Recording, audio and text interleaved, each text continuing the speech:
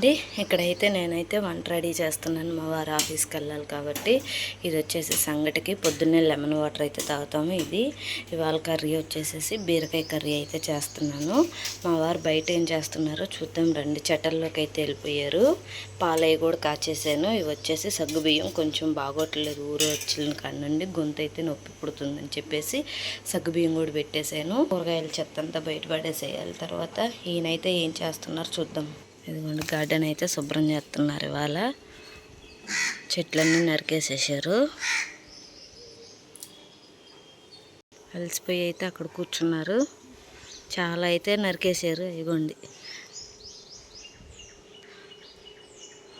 కరివేపాకంతా ఇరిచేసి ఇటేసేసారు. చెట్టు అయితే చాలా పైకి వెళ్ళిపోయిందని చెప్పేసి వాటర్ యాపిల్స్ అన్నీ అయితే రాలిపోతున్నాయి.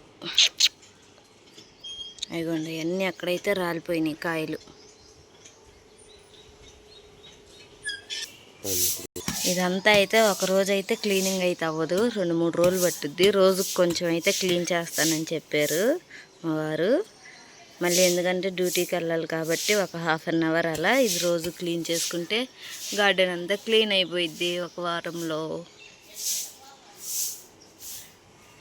అదిగోండి టైం వచ్చేసి 7:30 అలా అయ్యి ఉంటుంది. క్లీనింగ్ అయితే అవుతూ ఉంది. ఇక్కడ వచ్చేసి అయితే ఈవిడగారు ఇంకా లేగలేదు, లేపుతుంటే అరుస్తుంది. ఈ లోపల అయితే మనం బ్రేక్ఫాస్ట్ ఇవన్నీ రెడీ చేసుకోవాలి ఆయన వచ్చేసే తలకి. ఓకేనండి, నా వీడియోస్ కనుక మీకు నచ్చినట్టయితే like, share, subscribe. Thank you for watching my videos. Next వీడియోలో అయితే కలిసేద్దామండి. బాయ్.